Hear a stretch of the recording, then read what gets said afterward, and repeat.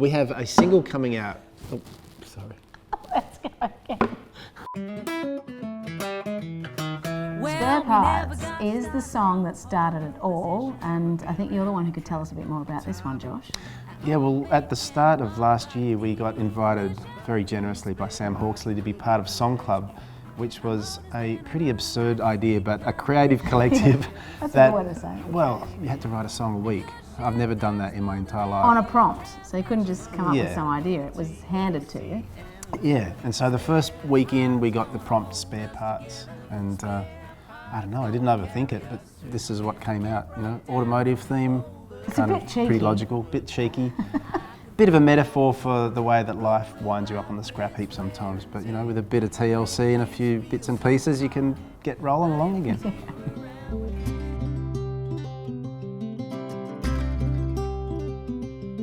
Seasons is about the evolution of change, really, and it's a beautiful song written again by Josh.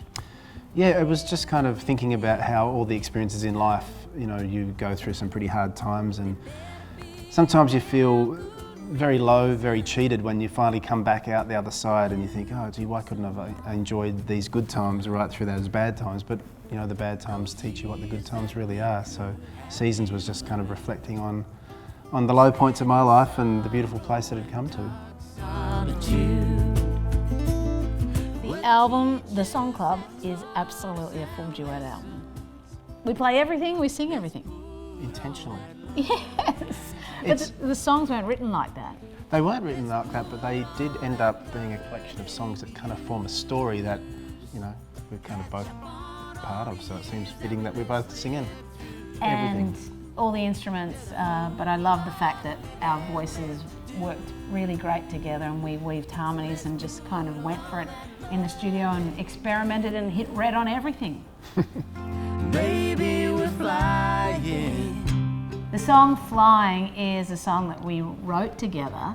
Not only did we write it, playing everything, but the vocals start together and we finish together. It's a really special song, one of my favourites. It is. It's really nice to have every single word sung together, not just like the obligatory harmony thrown into the chorus, but the whole thing from go to woe is just me and you. And it's really country. It's a waltz song as well, so you let me sneak one in there.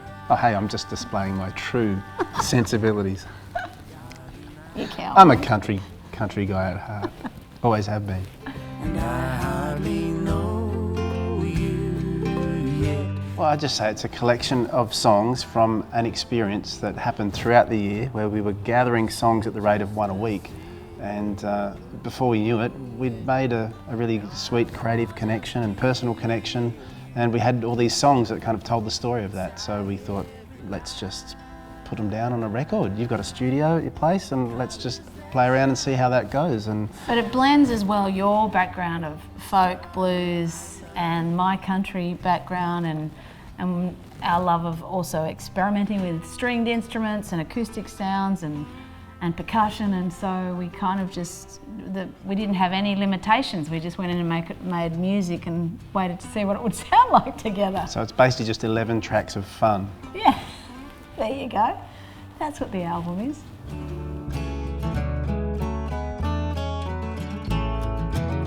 A lot of people have been a little bit surprised and asked the question, oh, country music, I didn't know you were so into country music, but the truth is that I've always loved it from the time I was a kid. I got given a compilation on a cassette, all these country classics, and I not long before started playing guitar, so I used to put that thing on in my bedroom and just play along, and I just loved the music. Even when the songs were sad, they still made me feel happy, and it's always been a music that's really dear and really close to my heart, and I've actually written hundreds of country songs over the years. But well, I would say that the Waifs have got a few country songs in your catalogue. Oh yeah, you got to fight for your right to get the country in there. Like love, I'm happy from you. I'm happy for Well, you loved your country music since you were a kid, and I've always loved great music growing up in Tamworth. Yes, I've been a country music tragic from the get-go, but my family always encouraged my sister and I to appreciate great music and not to be musical snobs. So I have loved a wide range of music and loved what the Waifs have done. So I think our collaboration has been that mixing of all those worlds together. But what I loved is in the studio, it pushed me in new directions. We got to engineer, we got to co-produce and play instruments that I've never played before. Yeah, we did. I think there was something for me that was very familiar about it because the music just feels very natural. But yeah, getting to do all those technical things was a real new experience, and everything's new, everything's exciting. And occasionally we, had the kids come in and try and help out. Where did that mic go? Where's that lead? And then they'd bring us lunch, and it was really very much a full team effort. But collaborating was just so much fun. Indeed. You'll be out on the free. From the time I can remember, music's been a part of my life. I grew up with music in the house, and when I was 13 years old, I saw a movie that changed my life. I watched Michael J. Fox duck walking across the stage with a shrieking guitar solo, and I thought, that's what I want to be, that's what I want to do. And Michael J. Fox had an impact on me too. most influential figure in my life.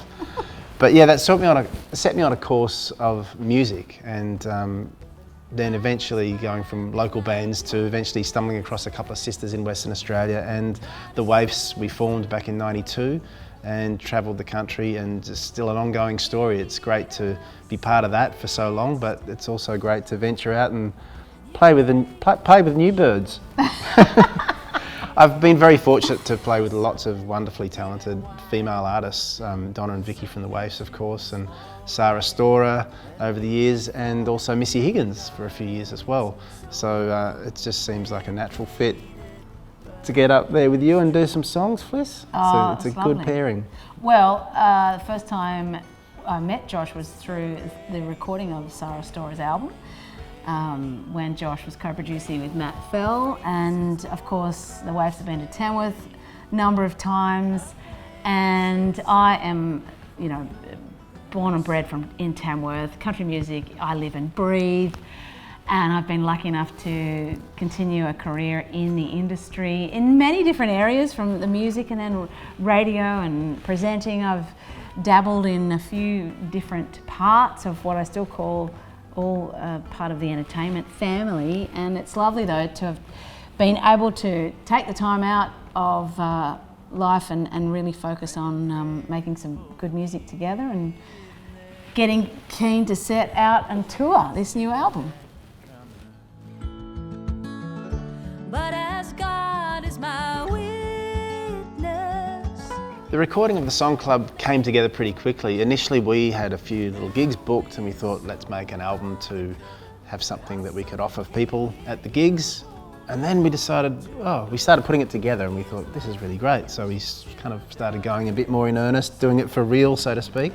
And Fliss has got a great little studio at home, and we just got in there and had a crack at it ourselves. Neither of us are engineers or producers, so to speak. We are now. So yeah, we just got in there and plugged stuff in and sat in front of microphones and played and hit record, and at the end of it we thought, it sounds pretty decent. So I'm going to put my hand up and admit that I have always wanted to dabble in the world of production. I've always added my 2 cents worth in here and there, here or there. So I really was keen to have a go at it. So I felt nothing like doing it in your home environment and launching with a new project. Yeah, I think the thing too is, without being in a studio where you're paying and the clock's ticking and the dollars are going out the door. I'm charging you. Didn't you know that? Okay. Yeah, that bill's coming. Yeah. Anyway, I felt relaxed at the time. I'm a bit nervous now, but during the experience of recording, it just felt really nice not to have those kind of pressures, and we just had all the time we wanted just to explore and experiment. And yeah, it was great. Well, guess what? The good news is, not only do we have this album, but we are hitting the road.